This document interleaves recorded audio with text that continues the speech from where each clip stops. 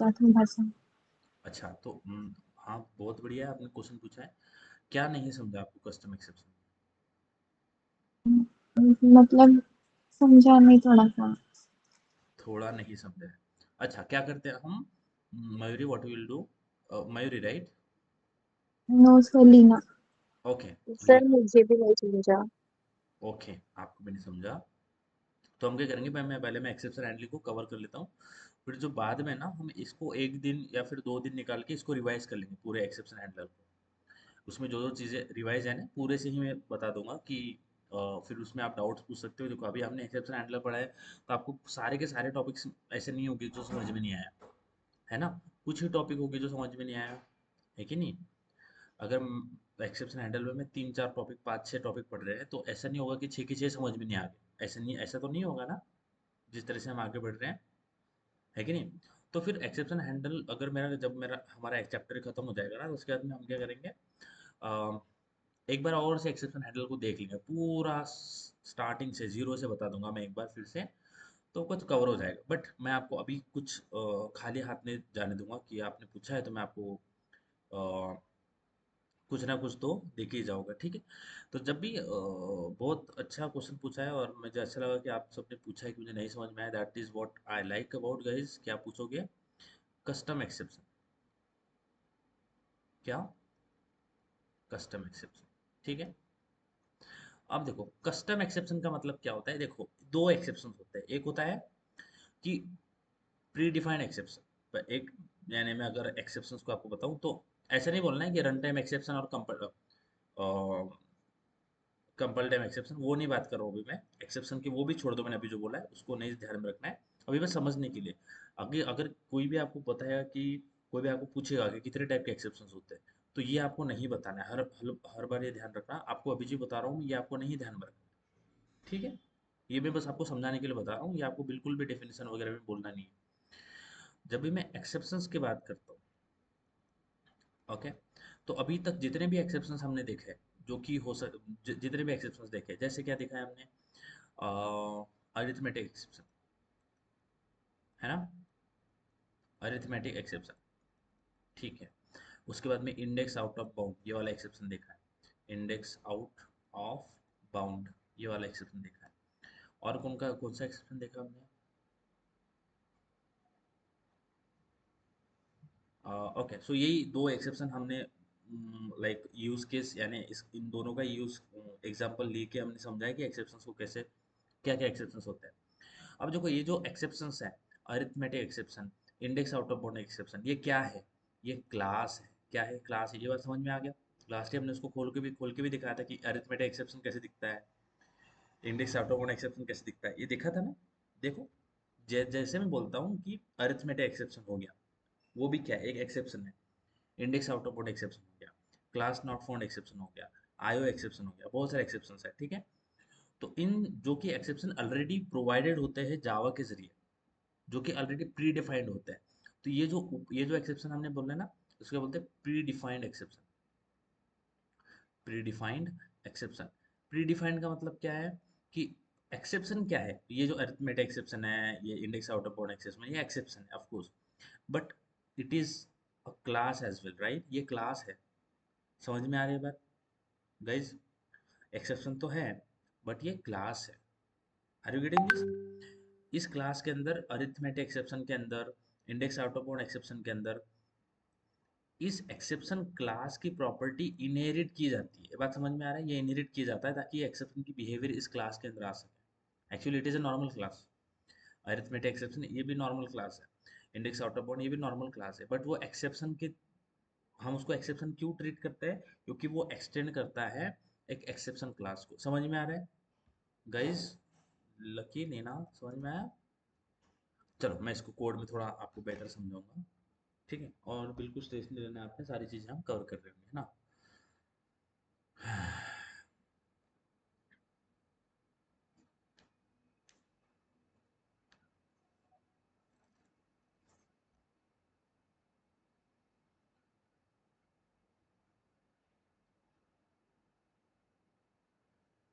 Okay, let it open.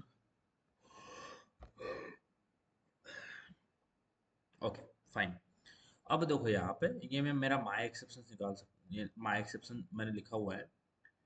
यहाँ पे मैं जाता हूँ इस मेन के अंदर, एक लाइन लिखता हूँ विच इज, हमें पता है अरिथमेटिक एक्सेप्शन होता है कुछ।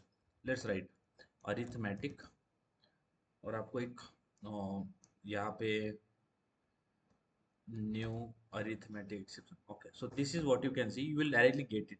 आपको ऑटो रिकमेंडेशन आ जाएगा, अरिथमेटिक आप लिखने का ट्राई करोगे ना अरिथमेटिक एक्सेप्शन, तो आपको ऑटो रिकमेंडेशन आ जाएगा। ठीक है, अभी वो ऑटो रिकमेंडेशन करने में नहीं समझना है कि वो कैसे आता है, बस कंसेप्ट समझना है। ठीक है, देखो अरिथमेटिक एक्सेप्शन ये क्लास है, ये एक एक्सेप्शन है, it is one of the exception we have.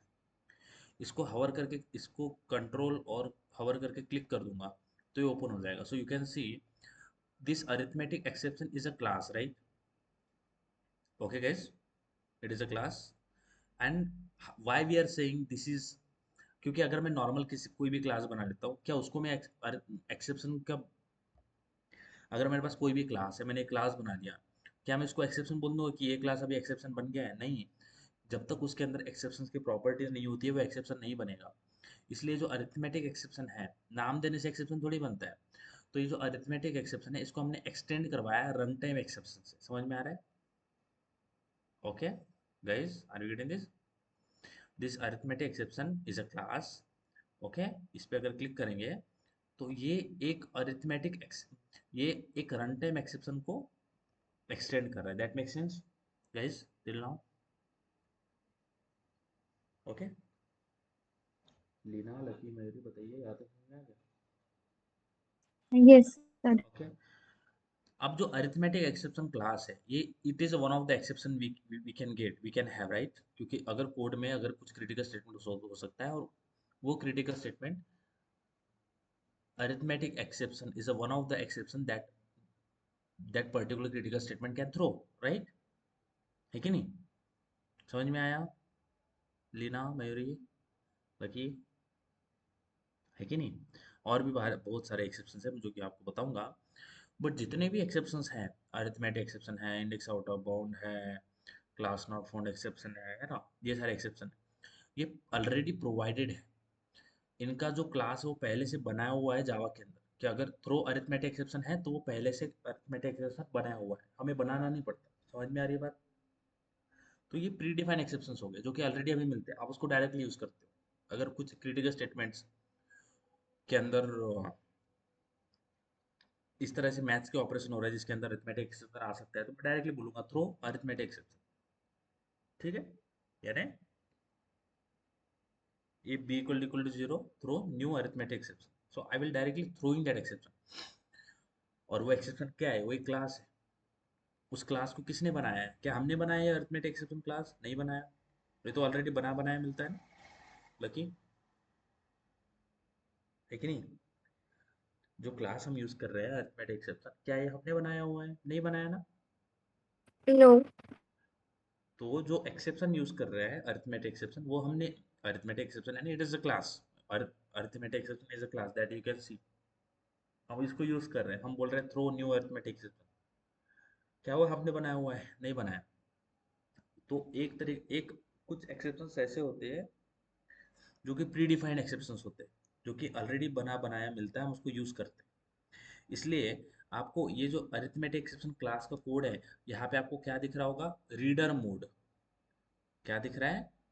Reader mode. यानी अगर मैं इसको चेंज करने का कोशिश भी करूँ तो कर नहीं सकता, क्योंकि ये पहले से बनाया हुआ है। और अगर मैं ये अरिथमेटिक एक्सेप्शन का कोड चेंज करूँ तो सिस्टम, ये जो कोड है इसमें मैं मैनिपुलेशन करूंगा तो बाकी का कोड में प्रॉब्लम आ सकता है। तो कुछ चीज़ें ना स्टैंडर्ड रखते हैं जो डेवलपर्स होते हैं, जो जिन्होंने बनाया है जावा के बारे में, जिनका अभी इस जो हैंडल कर रहे हैं जावा को, तो वो स्टैंडर्ड रखते हैं कि नहीं ये चीज़ें आप मत छेड़ो। डेवलपर को भी बोलते हैं कि आप ये चीज़ें छेड़ो मत, इसको स्टैंडर्ड रहने दो। तो arithmetic exception is has been created ताकि हम उसको डायरेक्टली यूज करेंगे, हम उसको चेंज नहीं कर सकते। We can not change anything which is, अगर मैं इसको चेंज करने को कोशिश करूँ तो बोलेगा फाइल इज रीड ओनली, आप इसको रीड कर सकते हो only, you can not modify it. And this is provided by the Java community, they have provided this to us, we will use it directly. But अगर मुझे code के अंदर मेरा खुद का एक्सेप्शन चाहिए, मुझे चाहिए कि मैं जो बिहेवियर चाहता हूँ वो बिहेवियर है, जो प्री डिफाइंड एक्सेप्शन है वो मुझे मेरा काम करके नहीं दे रहा है। ऐसा कोई एक्सेप्शन एग्जिस्ट ही नहीं करता जो कि मेरा मुझे काम करके देगा। कोई एक्सेप्शन है ही नहीं जो कि मेरा पर्पस फुलफिल करेगा। तो क्या फिर हम वैसे रह जाएंगे? हम खुद का एक्सेप्शन बना लेंगे। समझ में आ रहा है? और हम जैसा चाहे वैसा उसको ट्रीट कर सकते हैं। समझ में आ रही है बात गाइस? तो हम खुद का एक्सेप्शन बना सकते हैं, means we can create our own exception class. अभी यहाँ पे जो है ना वो अरिथमेटिक एक्सेप्शन यूज किया है, ठीक है? तो क्या मैं मेरा खुद का एक्सेप्शन बना सकता हूँ जिसके अंदर मैं खुद बिहेवियर जो है वो ट्रीट करूंगा कि अगर ये एक्सेप्शन आता है तो क्या होना चाहिए, क्या दिखना चाहिए। अभी क्या दिख रहा है? अरिथमेटिक एक्सेप्शन दिख रहा है, बट मैं खुद का भी एक्सेप्शन बना सकता हूँ, कस्टम एक्सेप्शन, जिसको मैं अगर कुछ पर्टिकुलर सिचुएशन राइज होती है तो वहां पर मैं खुद का एक्सेप्शन थ्रो कर सकता हूँ। यानी हमारे पास में ये भी एबिलिटी है कि अगर मुझे कहीं मेरे नीड के हिसाब से डेवलपमेंट के दौरान, फीचर बनाने के दौरान मुझे लगता है कि ये एक्सेप्शन होना चाहिए, और जो कि है ही नहीं, प्री डिफाइन किसी ने बनाया नहीं है। और क्योंकि as a programmer we are creative, right? We try to make things, we think out of box. हम चाहते हैं कि हमारा प्रोग्राम क्रिएटिव हो, तभी तो कुछ क्रिएटिविटी फीचर्स ऐड हो सकते हैं ना। फीचर यानी क्या है? उसमें कुछ क्रिएटिविटी है, कुछ पहले से ब्लूप्रिंट नहीं बना हुआ है कि ये ऐसा होगा तो चल जाएगा। प्रोग्रामिंग करते समय हम क्रिएटिविटी यूज कर सकते हैं, करते भी है वैसे। तो अगर क्रिएटिविटी यूज करें और मुझे ऐसा कुछ करना है जो कि पहले से प्रोवाइडेड नहीं है, अगर क्रिएटिविटी है तो जो पहले से प्रोवाइडेड है उसको यूज करके मैं करूंगा तो that will not call it as a creativity. हम खुद से भी कुछ लॉजिक बना सकते हैं, कुछ स्ट्रक्चर बना सकते हैं। तो उसी तरह से एक्सेप्शन भी हम खुद का ही बना सकते हैं। अगर आपको प्रीडिफाइंड एक्सेप्शन आपको जो चाहिए वो आउटपुट नहीं दे रहा है, ओके, क्योंकि कुछ सारी चीज़ें तो वो प्रोवाइड नहीं करते आपको, कुछ चीज़ें हम खुद से भी बनाते हैं। तो हम अपना कस्टम एक्सेप्शन बनाते हैं।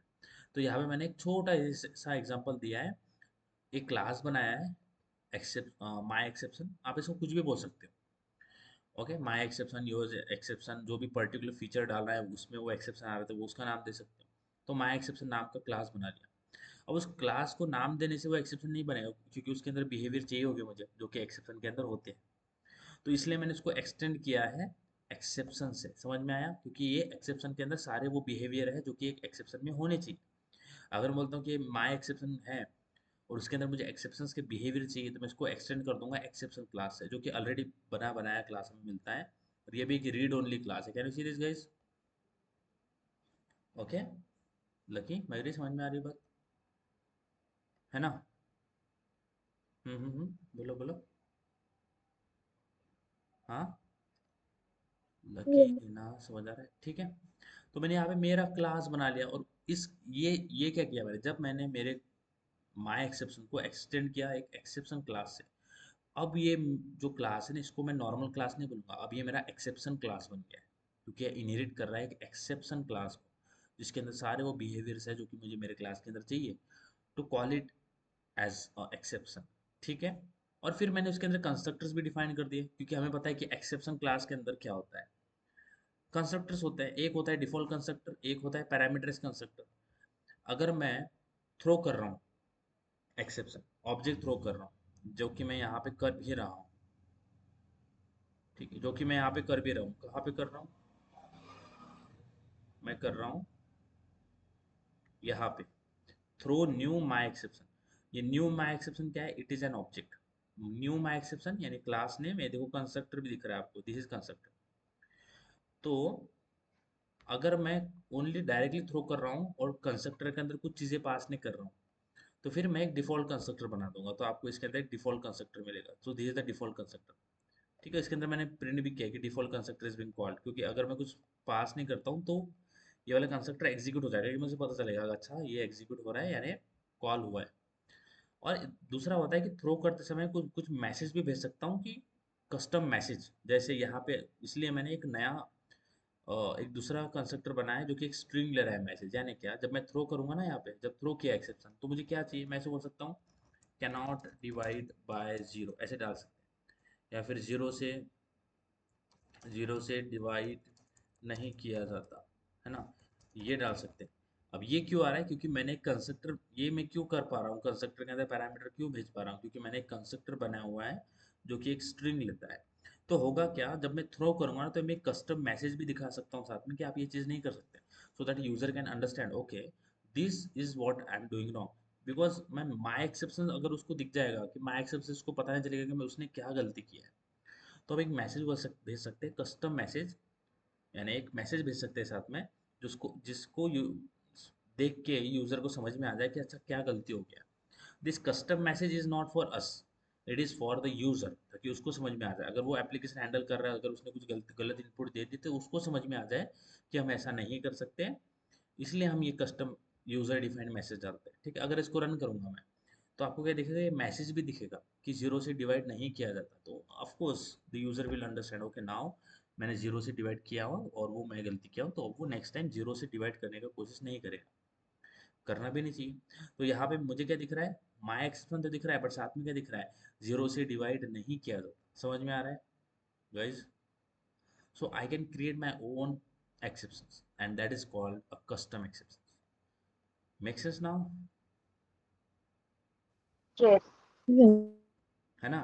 अब मैं आपको लास्ट टाइम मैंने आपको चीज़ भी बोला था कि you will not get the more relevant understanding and better understanding of these. Actually yes, we are trying to create a custom exceptions, but जब तक हम इसको प्रोजेक्ट में नहीं यूज कर लेंगे तब तक ये और सेंस नहीं बनाएगा। When you start learning something then you will use that there and that will make sense.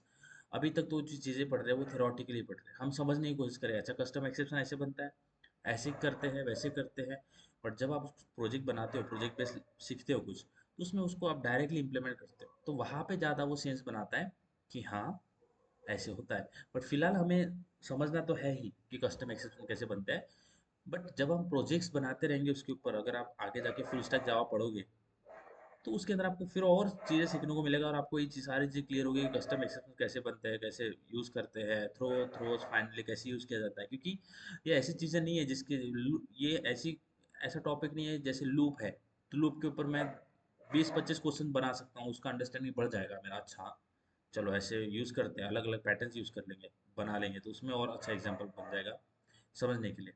अब ट्राई कैच थ्रोज में ऐसे तो नहीं है मैं कि 10-20-25 पैटर्न मिल रहे हैं मेरे को, उसको सॉल्व करके मेरा अंडरस्टैंडिंग बढ़ेगा, ये ऐसा चीज़ नहीं है। ये आपको प्रोजेक्ट में जैसे यूज़ करोगे तब समझ में आएगा। ठीक है, बट हमें अभी हमें समझना है वैसे कि कस्टम एक्सेप्शंस क्या होते हैं। तो एक तो होता है predefined exception, that is what we have seen here. दूसरे होते हैं कस्टम एक्सेप्शन। ओके गाइस, और ये कोई टाइप ऑफ एक्सेप्शन बिल्कुल नहीं है, बिल्कुल इसको टाइप ऑफ एक्सेप्शन मत बोलना कि कस्टम एक्सेप्शन होता है अगर प्रीडिफाइंड एक्सेप्शन, ऐसा कभी मत बोलना, गलत आंसर है ये। क्योंकि जब हम टाइप ऑफ एक्सेप्शन बोलते हैं तो एक रन टाइम एक्सेप्शन होता है, कंपाइल टाइम एक्सेप्शन होता है, जो कि मैं आपको आगे जाके बताने वाला हूँ। तो ये मैंने बस समझाने के लिए बताया कि एक्सेप्शंस एक प्रीडिफाइंड एक्सेप्शंस होते हैं या कस्टम एक्सेप्शंस होते हैं, टाइप ऑफ एक्सेप्शन ही बिल्कुल नहीं, टाइप ऑफ एक्सेप्शन है आगे दिख रहे हो। ठीक है, चलो, तो अभी हम बढ़ते हैं आज के टॉपिक के ऊपर आए। अगर मैं यहाँ तक एक्सप्लेन किया हूँ, जो भी अभी हम यहाँ तक ऊपर मैंने ट्राई किया हूँ आपको एक्सप्लेन करने का कि कस्टम एक्सेप्शन क्या होता है। ठीक है, आपको उसमें कुछ भी anything any issue you have guys till now, बताइए, पूछो कुछ इशू होगा तो। हम्म, कुछ भी इशू है बोलो बोलो, डरना नहीं है। हम्म, मेरे कुछ इशू है? No, sir. पक्का? पक्का पक्का कोई प्रॉब्लम नहीं है, होगा तो बोलो प्लीज, मेरे लिए। No, sir. No. हाँ, पक्का ना? लॉक कर दो? हाँ हाँ, okay, Leena do you have any problem? No, sir. समझ आया? और डोंट वरी, मैं Yes. हम क्या करेंगे, मैं कुछ और यूज केस देखता हूँ, यानी प्रोजेक्ट, एक छोटा सा प्रोजेक्ट बना के देखता हूँ मैं, जिसके अंदर मैं आपको कस्टम एक्सेप्शंस उसको यूज करके बताऊंगा, but actually I don't have that much time, मैं आपको रियली बोल रहा हूँ, मेरे I don't have it. Maybe I need to shift to Aurangabad soon, so that time I really not get a time. So see how well it is goes. तो हमें थोड़ा time manage करना पड़ेगा, I hope कि office का time ठीक हो। Okay, ठीक है, ठीक है, तो हम आगे बढ़ते हैं, हम समझते हैं कि exception handling with throws. Throw तो देख लिया, try catch throw throws. Okay, throw and throws. Okay, throws का मतलब क्या है? what is difference between throw and throws? Yes, what is the difference between throw and throws?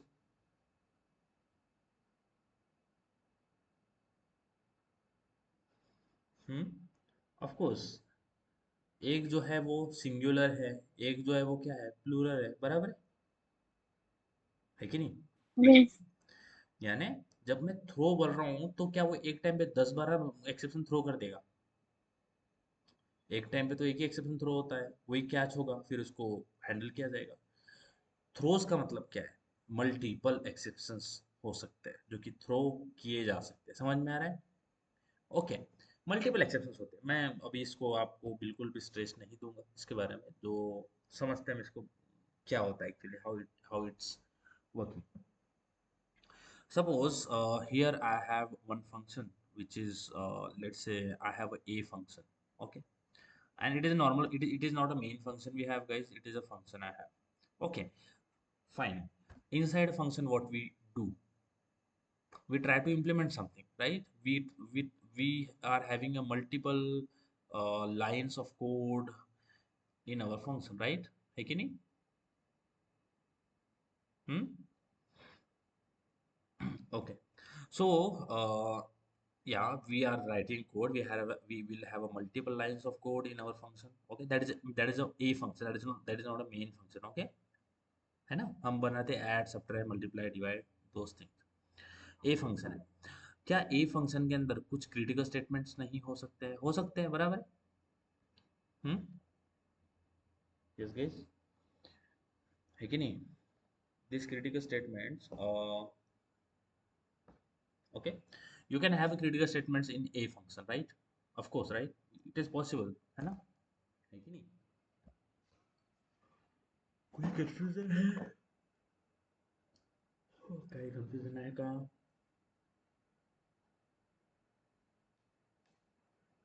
hmm?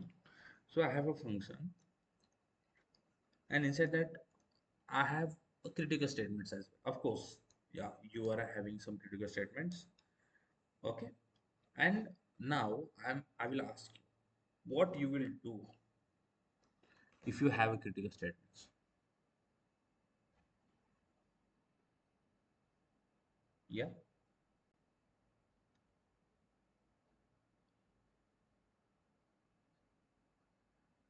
yes, guys.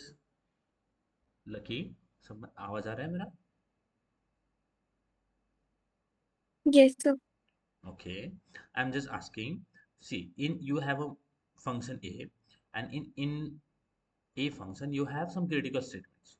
Okay, Lucky, Lena, Mayuri, Yes, what you will do?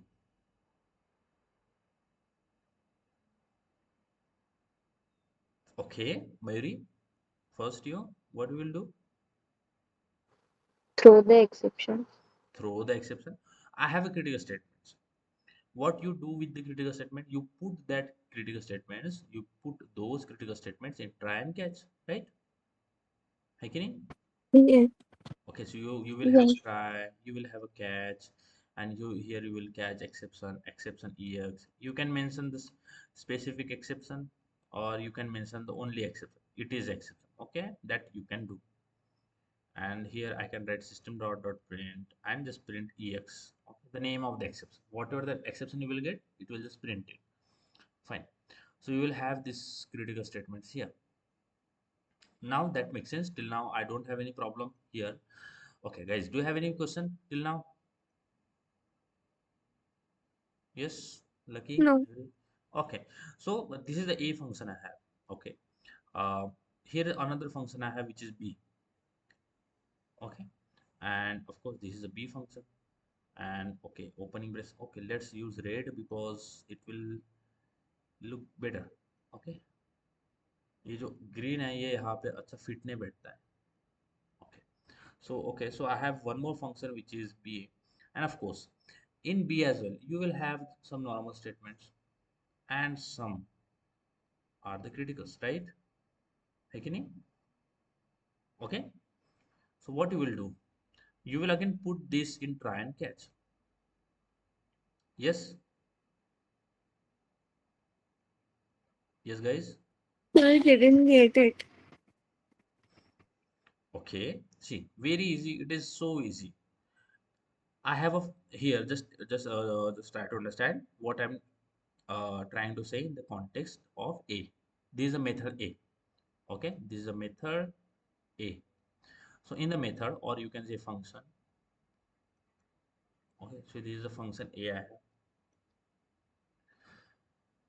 In a function, you will have some line of code, right? Okay, some of the line of code are normal and some are the critical statements. Okay, Lucky. Yes. Okay, so suppose in A I have these critical statements. Okay, and now you don't want that critical statement to like expose it and be present openly. So when you have a critical statement, you surround that critical statement with a try and catch, है ना? Yes. Okay, so that is what I have said till now. ये मेरे पास एक function हो गया, which is this one. I have another function which is B. I have another function which is B. Okay, और B के अंदर भी कुछ नॉर्मल स्टेटमेंट्स है और कुछ क्रिटिकल स्टेटमेंट्स है. समझ में आ रहा है? Yes. मयूरी, समझ में आ रही है बात? Yes. Okay, I have some normal statement, I have some critical statement. Of course, now again in B you have critical statements.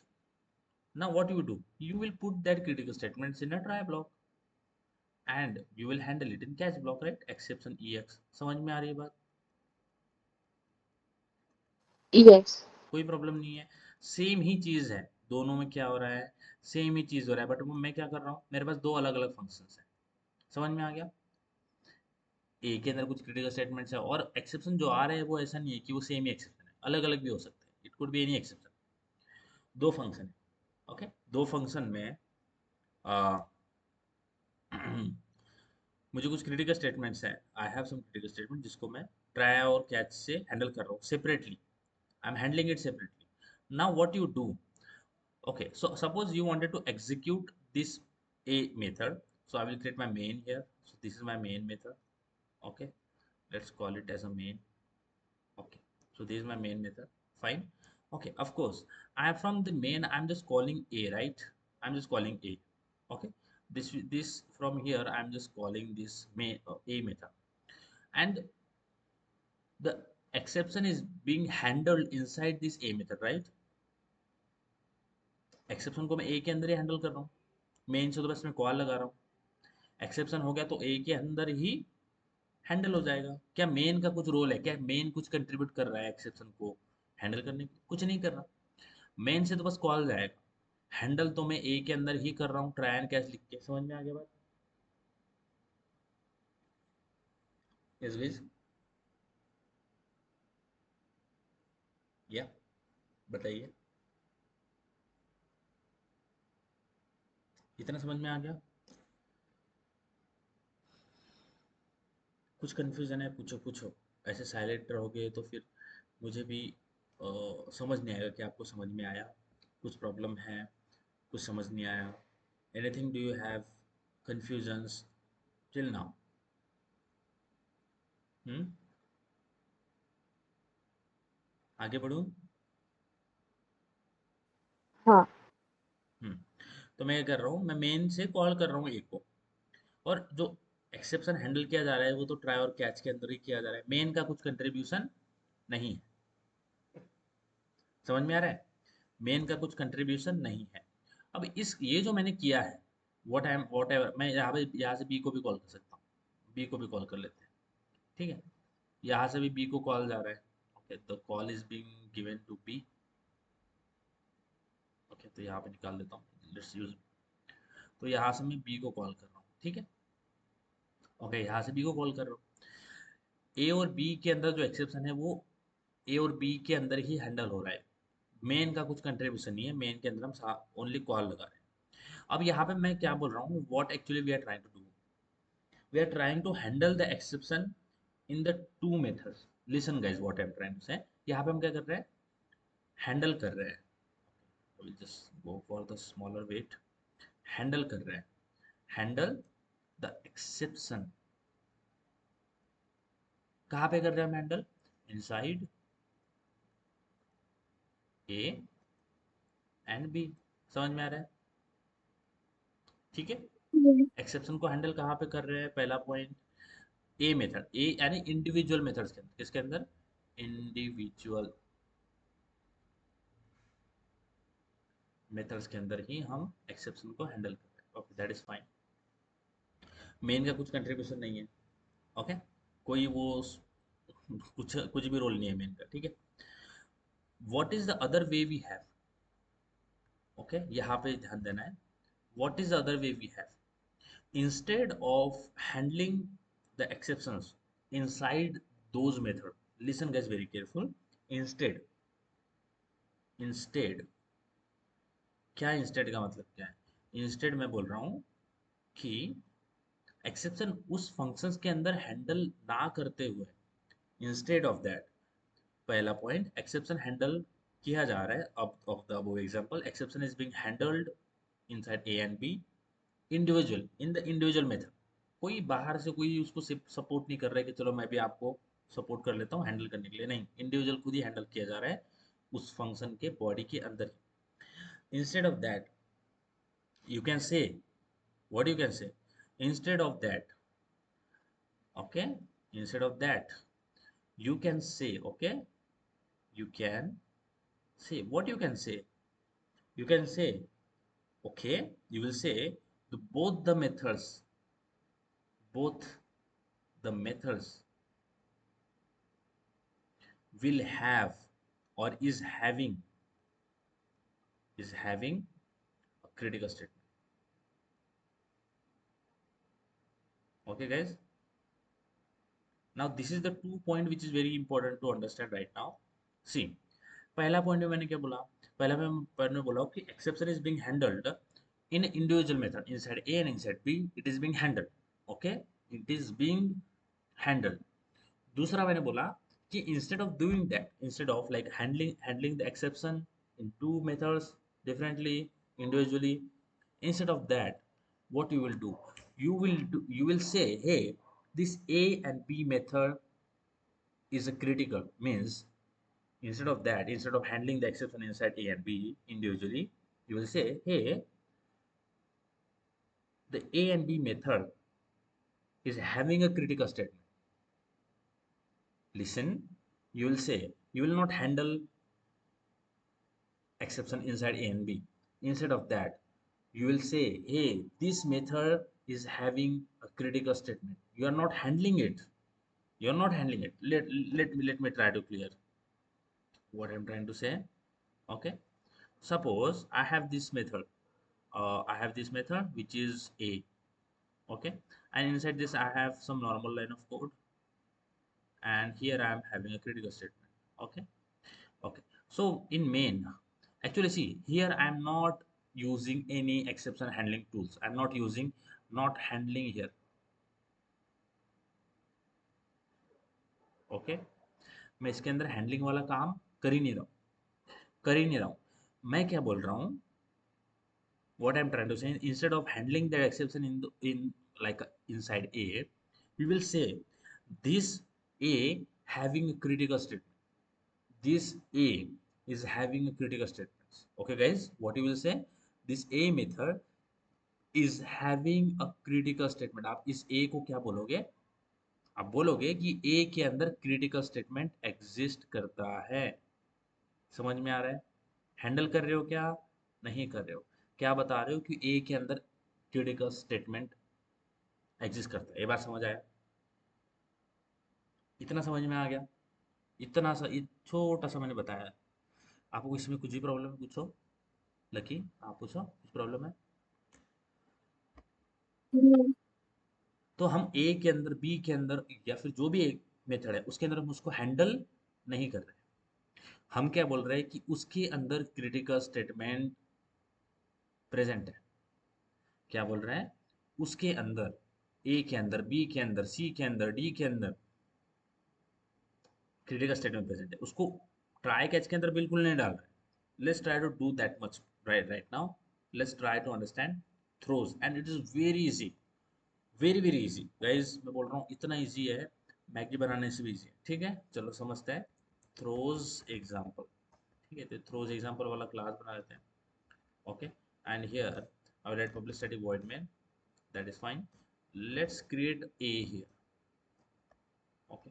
Let's create a, of course we cannot write something like, okay, और मैं directly class भी नहीं बना सकता हूँ directly, तो क्योंकि sorry, मैं डायरेक्टली मेथड भी नहीं लिख सकता क्योंकि मेथड जो है वो रैप होना चाहिए क्लास से, तो everything is an object in Java, so that we what we have to follow. So I will write okay, let's go static void, okay, static void a, that is what I have here, okay. And okay, of course inside this we will have a normal statement, but I'm not going to write a normal statement. Let's write it, okay. So I will write normal statement, okay, that is normal statement. Let's write a critical statement. So here is my critical statement, okay guys, fine. Now what I will do, suppose I'm having the simple thing here, again not going so deeply about type of exceptions. Integer b is equal to 0. Let's say this is what I have. Okay, and what I will do, I'm just do the answer is equal to a slash b. That is what I'm doing, and of course it will gives me an exception. We know where where the critical statement is in front of you. Yes, guys, can you tell me where your critical statement is? Int ans is equals to a divided by b. Yes yes yes, very good guys, great, very good, बहुत अच्छे। तो ये मेरा critical statement होता है ना, है कि नहीं? ये मेरा क्रिटिकल स्टेटमेंट है, ठीक है। ये मेरा क्रिटिकल स्टेटमेंट हो जाता है, ये वाला जैसे आपने बहुत अच्छा बताया, ये है। एक तो तरीका हो गया ट्राई कैच में इसको हैंडल करने का। एक मिनट, मुझे एक्चुअली ग्रुप में मैसेज आ रहा है, मैं एक मिनट मैसेज डाल देता हूँ ग्रुप में, थोड़ा 2 मिनट लगेगा, एक।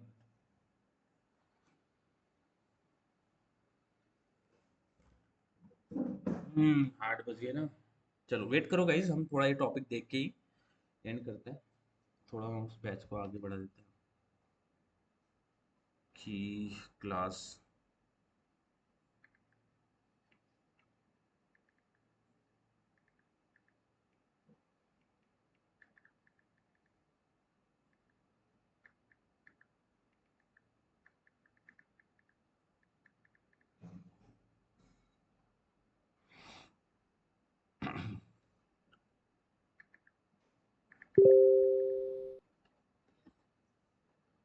Okay guys, this is my critical statement, okay. Now I'm not going to handle it here, okay. मैं इसको इसको ट्राई कैच के अंदर नहीं डालूंगा, of course I will not handle it here. Instead of that, what you will do, you will say, hey, inside a you will have a critical statement. What you will say, you will just say, you will say only this a is having a critical statement, means this method a can throws an exception. तो समझ में आया? This method a can throws an exception. So I will let static void a, and इसके बाद में यहाँ पे मैं लगाता हूँ throws.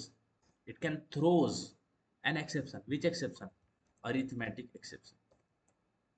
समझ आया guys?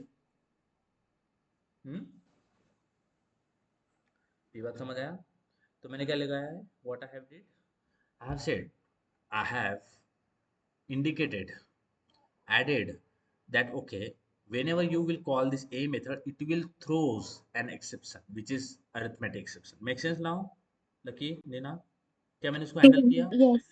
हैंडल ही नहीं किया मैंने, ए के अंदर हैंडल नहीं किया, बट क्या किया, उसको ओनली मार्क कर दिया कि ये मेथड थ्रोज करेगी अरिथमेटिक एक्सेप्शन। ये एक एक्सेप्शन, 2-3 एक्सेप्शन भी बता सकते हो आप, अगर आपको और एक एक्सेप्शन बताना है कि ये और भी एक एक्सेप्शन, मैंने 2-3-4-5 एक्सेप्शन थ्रो कर सकता है, will write okay throws arithmetic exception comma, you will write index out of bound exception, so that is you can mention as well. तो आप कॉमा करके मल्टीपल एक्सेप्शंस भी थ्रो कर बता सकते हो कि ये मेथड ये 3-4 एक्सेप्शन थ्रो करेगी, बट अभी हम एक ही एक्सेप्शन को लेके चलते हैं। तो मैं क्या बोल रहा हूँ, this a method throws an exception, arithmetic exception it will throw. In this method, you will not say anywhere we have handled it. We have not handled it, right?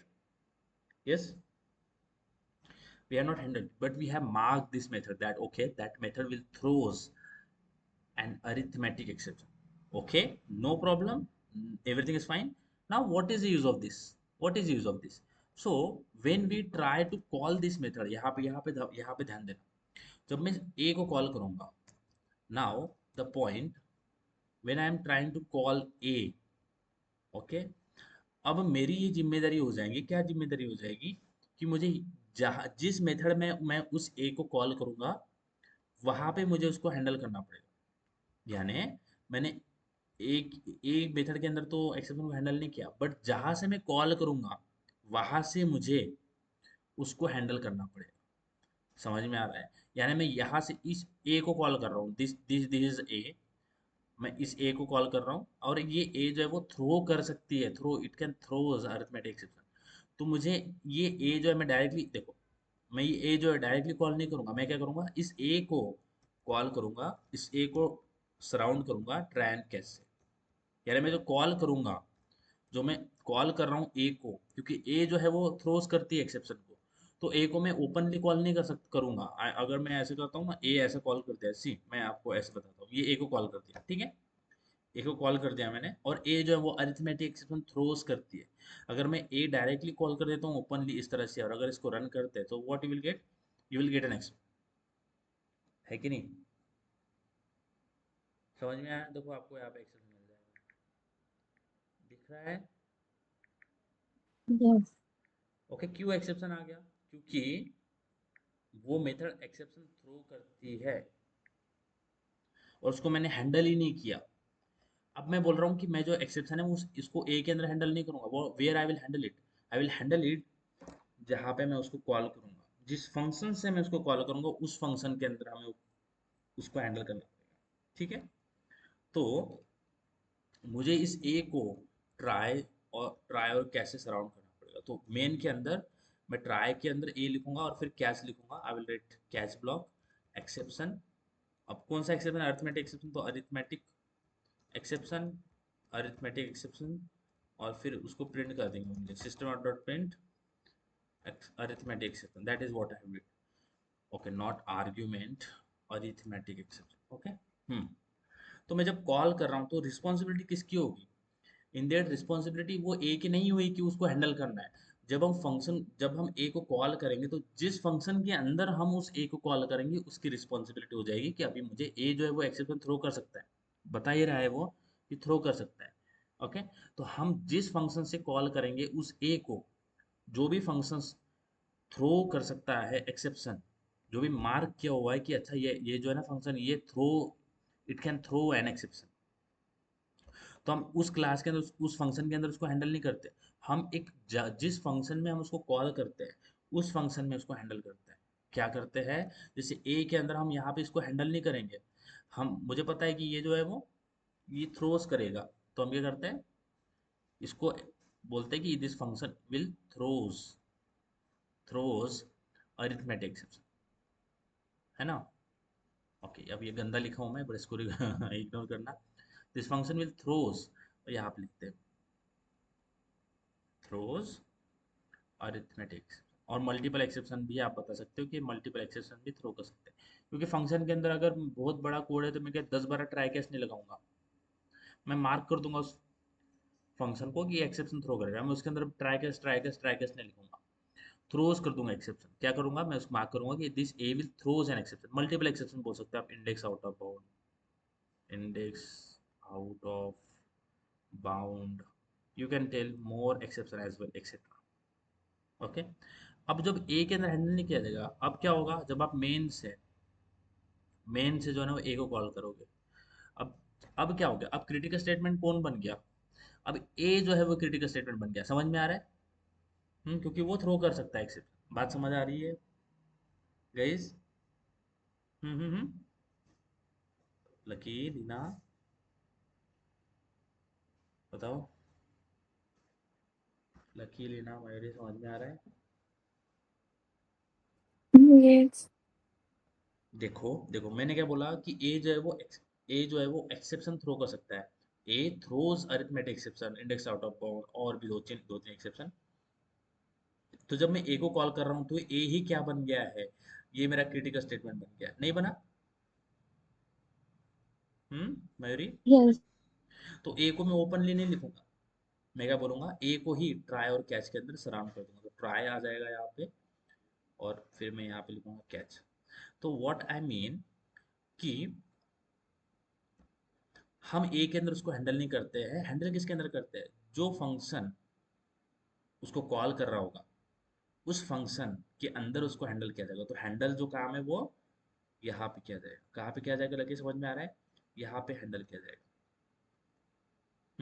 समझ में आई बात? Yes. Okay, that is what actually it's called as a ducking exception. इसको हम ducking exception बोलते हैं। Ducking क्यों? क्योंकि डकिंग, मैं इसको लिख देता हूँ, DUK, डकिंग। ठीक है, डकिंग एक्सेप्शन क्यों बोलते हैं? क्योंकि हम उसको उस फंक्शन के अंदर नहीं हैंडल करते जिसके अंदर वो है, हम उसको दूसरे फंक्शन के अंदर डक। ओके, अब इसको नाम डकिंग क्यों होता है मुझे बिल्कुल नहीं पता। हम उस फंक्शन के अंदर उसको हैंडल नहीं करते जिसके अंदर वो प्रेजेंट है, हम दूसरे फंक्शन के अंदर हैंडल करते हैं जहां से उसको कॉल जा रहा है। So that is why it's called as a ducking exception, ducking exception with throws. और अगर आप डकिंग एक्सेप्शन उसको नाम याद भी नहीं रखोगे, बट ओके, अगर आपको बहुत ही रेयर अगर किसी ने पूछ लिया डकिंग एक्सेप्शन बताओ, तो आपको समझ में आना चाहिए। बट डकिंग का मतलब क्या है कि उस जिस क्लास के अंदर वो आ रहा है उसके अंदर उसको हैंडल नहीं करेंगे, जहाँ पे वो कॉल हो रहा है वहीं पे उसको हैंडल करेंगे। तो ट्राई कैच के अंदर जहाँ से मेन से कॉल हो रहा है तो मेन में उसको हैंडल किया जाएगा। That make sense? Okay guys, अब देखो यहाँ पे जो है ना, यहाँ पे मुझे कुछ प्रॉब्लम नहीं आ रहा, क्योंकि यहाँ पे जब आप देखोगे, जब मैं ए को कॉल कर रहा हूँ एंड मुझे ए से कौन सा एक्सेप्शन मिल रहा है, ए से मुझे कौन सा एक्सेप्शन मिल रहा है, अरिथमेटिक एक्सेप्शन मिल रहा है ना, है कि नहीं? Yes. अरिथमेटिक एक्सेप्शन आएगा यहाँ पे। अगर मैं अरिथमेटिक एक्सेप्शन को देखूं तो ये एक रन टाइम एक्सेप्शन है, दिख रहा है क्या है, रन टाइम एक्सेप्शन है। ये बात समझ आ रहा है? यानी ये अरिथमेटिक एक्सेप्शन किससे एक्सटेंड हो रहा है, हाँ, ये एक्सटेंड हो रहा है रन टाइम एक्सेप्शन से। समझ में आया? ओके, इसलिए मुझे कुछ इशू नहीं आ रहा है। यहाँ पे एक बात बहुत इंपॉर्टेंट है जो कि नेक्स्ट लेक्चर में कवर करूंगा, यहाँ से ध्यान से सुनना है मैं जो बोल रहा हूँ। ये जब मैं ये बोल रहा हूँ कि चलो ठीक है, मैं ए को कॉल कर रहा हूँ, मैं कॉपी कर लेता हूँ, सबसे पहले ये कॉपी कर लेता हूँ और मैं ए को कॉल कर लेता हूँ। मैं ये बोल रहा हूँ कि जब मैं ए को कॉल कर रहा हूँ और ए एक्सेप्शन थ्रो कर सकता है, तो फिर मुझे रेड क्यों नहीं आ रहा, मुझे कुछ वार्निंग क्यों नहीं आ रही, मुझे कुछ रेड लाइन्स क्यों नहीं दिखाई दे रही कि जिसकी वजह से मैं इसको, क्योंकि अभी सबको तो पता नहीं होगा कि ये एक्सेप्शन थ्रो करेगी नहीं करेगी, जब तक मैं ए को देखूंगा नहीं तब तक मुझे समझ नहीं आएगा। तो मैंने ए को कॉल कर दिया, बट मुझे चाहिए कि अ, अगर मैं ए को डायरेक्टली कॉल करूँ तो एक कुछ वार्निंग आ जाए, कुछ रेड दिख जाए कि नहीं ये थ्रोज कर सकता है एक्सेप्शन, तो आप इसको सराउंड कर लो बाय ट्राई कैच। ऐसे वार्निंग कुछ आना चाहिए, कुछ तो आना चाहिए। अभी देखो मैं डायरेक्टली लिखा हूँ तो कुछ आ नहीं रहा, क्यों नहीं आ रहा है, क्योंकि ए जो है ना ये अरिथमेटिक एक्सेप्शन थ्रो कर रहा है। ठीक है, और अरिथमेटिक एक्सेप्शन क्या है, एक रन टाइम एक्सेप्शन है, दिखाई दे रहा है क्या है, रन टाइम एक्सेप्शन है। अरिथमेटिक एक्सेप्शन एक रन टाइम एक्सेप्शन है, यानी यहाँ पे हमें समझ में आएगा एक्सेप्शन दो तरीके के होते हैं। एक होता है रन टाइम एक्सेप्शन, एक होता है रन टाइम। ये रन टाइम है इसलिए हमें कुछ कुछ वार्निंग्स नहीं दिखाई दे रहा है स्क्रीन के ऊपर। कंपाइल टाइम होता तो यही से वार्निंग दिख जाता। ओके, ये मेरा रन टाइम है। ओके, अब मैं आपको दिखाता हूँ, देख जैसे हम ऑब्जेक्ट से ऑब्जेक्ट के जरिए मेथड्स को कॉल करते हैं, जैसे हमारे उसी तरह से हमारे पास होता है class class dot for name.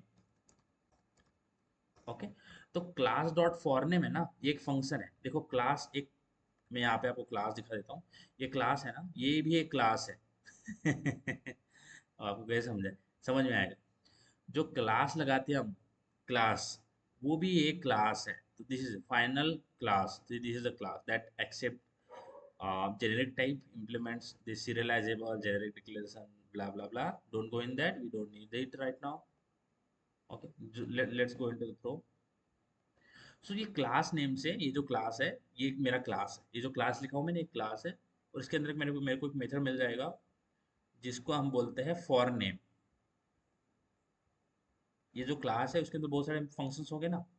तो देखो एक फॉर नेम मेरे को एक फंक्शन मिल रहा है, पब्लिक स्टैटिक फॉर नेम, ये फंक्शन मिल रहा है। This is one of the function we have. Okay, अब ये टी क्या है, क्वेश्चन मार्क क्या है, डोंट गो इनटू दैट। आगे सारी चीजें समझ में आएगी धीरे धीरे पढ़ोगे तो। ठीक है, तो ये फॉर नेम है, क्लास डॉट फॉर नेम है, यानी क्लास है एक क्लास नाम का, और उसके अंदर फॉर नेम वाला मेथड है। जैसे मैंने ऊपर कॉल किया, जैसे मैंने ये ए को कॉल किया, अब ये ए जो है वो सेम क्लास के अंदर प्रेजेंट है और वो स्टैटिक है, तो इसलिए मुझे कुछ लगाने का जरूरत नहीं हुआ। वैसे मैं लगा भी सकता हूँ, अगर आप स्टैटिक है तो उसको क्लास नेम से एक्सेस कर सकते हो। क्या क्लास नेम है? Throw example, throw example dot A लगा सकते हो, कोई प्रॉब्लम नहीं है, बराबर है कि नहीं? लकी लेना कर सकते हैं ऐसे, बोलो, है ना? थ्रो एग्जाम्पल क्या है, क्लास है, उसके अंदर जो ए है ये स्टैटिक मेथड है, तो मैंने डायरेक्टली क्लास नेम से उसको एक्सेस किया है। कर सकते हैं कि नहीं मेरी? Yes, you can do right. Hmm hmm समझ आ रही है बात कि नहीं आ रहा?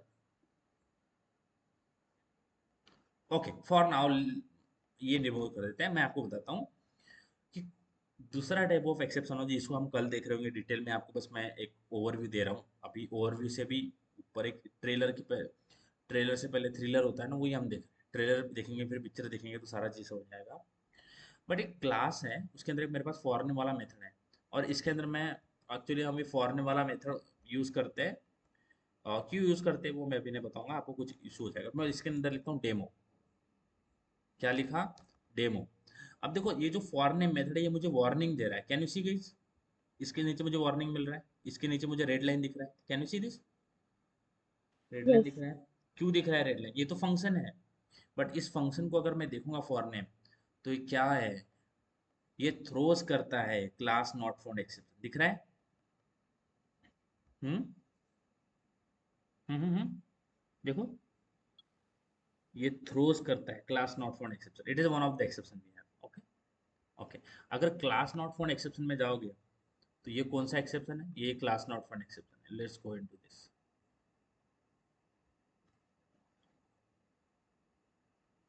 ओके, तो ये मेरे पास क्लास नॉट फाउंड एक्सेप्शन है, और ये जो एक्सेप्शन है ये रिफ्लेक्शन ऑपरेटिव एक्सेप्शन ऐसे कुछ हैंडल करेगा, और ये एक्सेप्शन को ये करेगा। बट डोंट वरी, मैं इसको सिंपल में बताता हूँ, इसको आपको इतना भी टेंशन नहीं लेना है। But this class not found exception is a compile time exception. Compile time, ये जो क्लास नॉट फाउंड एक्सेप्शन है ये कंपाइल टाइम एक्सेप्शन है। क्यों? क्योंकि पहले आपको वार्निंग दे रहा है यहाँ पे कि ये जो फॉर नेम को आप कॉल कर रहे हो तो ऊपरली कॉल मत करो, रेड आ गया। तो अगर इसको हवर करूंगा क्या बोलेगा? Surround it with try and catch. क्या बोलेगा है कि इसको आप ओपनली मत लिखो, इसको ट्राई कैच से सराउंड करो। तो अगर मैं ट्राई लिखूंगा, ट्राई करूँ लिखूंगा opening brace and closing brace, and then I will write catch, and it will just catch class not found exception. Okay, and system order print exception। देखो मेरा वार्निंग चला गया, जो रेड लाइन मुझे आ रहा था वो चला गया, समझ में आ रहा है? देखो चला गया ना लकी, लेना। कॉल तो मैं मेथड को ही कर रहा हूँ, फॉर नेम एक मेथड है जिसको कॉल कर रहा हूँ, बट उसको अगर मैं सराउंड नहीं करता हूँ ट्राई कैसे, तो मुझे इशू आ रहा है, मुझे रेड लाइन आ रहा है। क्यों? क्योंकि ये कंपाइल टाइम एक्सेप्शन है। बात समझ आया? तो ए को अगर मैं लिखता हूँ यहाँ पे, जब मैं ए लिख रहा हूँ यहाँ पे ओनली, तो मुझे ए के नीचे क्यों नहीं आ रहा रेड लाइन? क्योंकि ये रन टाइम एक्सेप्शन है। तो यहाँ पे आपको इतना ही ध्यान रखना है, आपको इतना ही ध्यान रखना है। आपको ये जो मैं एक्स्ट्रा बता रहा हूँ, इसको ट्राई कैसे सराउंड करते हैं, ट्राई लिख लेते हैं, इसको इसके अंदर डाल देते हैं, let's put it here, and catch लिखते हैं, and exception, arithmetic exception. Okay, okay, so arithmetic exception, exception, and system dot exception. Okay, इस तरह से अभी थ्रोस के बारे में हमने पढ़ा है कि थ्रोस, जब भी थ्रोस हम यूज करते हैं तो उसके अंदर जिस फंक्शन के अंदर वो क्रिटिकल स्टेटमेंट है उसको उसके अंदर हैंडल नहीं करते हैं, उस क्रिटिकल स्टेटमेंट से आने वाले एक्सेप्शन को उसी फंक्शन के अंदर उसी फंक्शन के अंदर हैंडल नहीं करते। हम जिस फंक्शन में उस फंक्शन को कॉल करते हैं जिसके अंदर क्रिटिकल स्टेटमेंट्स है, वहां पे उसको हैंडल कर, तो यहाँ पे हम हैंडल कर रहे हैं ना कि यहाँ पे।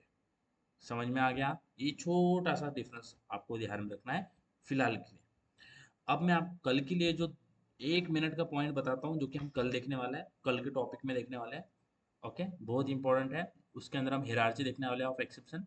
बट कल जो है नेक्स्ट टॉपिक, ओके, तो नेक्स्ट टॉपिक हम क्या देखने वाले हैं? Hierarchy of exception. ओके, इसका मतलब है, मैं आपको शॉर्ट में एक मैंने 10-15 सेकंड में बता देता हूँ। जो कि एक्सेप्शन है ना, उसके भी टाइप्स होते हैं। एक्सेप्शन में हमारे पास एक टाइप होता है जिसको बोलते हैं हम compile time exception. Compile time यानी आपको स्क्रीन के ऊपर ही वार्निंग आ जाएगा कि आप इसको ऊपर लेने लिख सकते हैं, आपको बता दूंगा मैं, अभी इसको बिल्कुल नहीं समझना है। दूसरा होता है हमारे पास रन टाइम एक्सेप्शन। ठीक है, दूसरा होता है रन टाइम एक्सेप्शन। इसको आपको बिल्कुल भी स्ट्रेस नहीं लेना है, ये क्या है, ये क्या है, ये क्या बोल रहा हूँ, ये नेक्स्ट टॉपिक है। ठीक है, बट फिलहाल आपको थ्रोज जो है वो समझ में आया क्या? That is important point right now. Yes guys, throws is clear? Yes. Okay, तो मैं आपको बोलूँगा इसको करके देखो सबसे पहले। ठीक है, तो मैं आपको और भी कल और चीज़ें बता रहा हूँ इसके बारे में, आपको बिल्कुल भी स्ट्रेस नहीं दूंगा क्योंकि कन्फ्यूज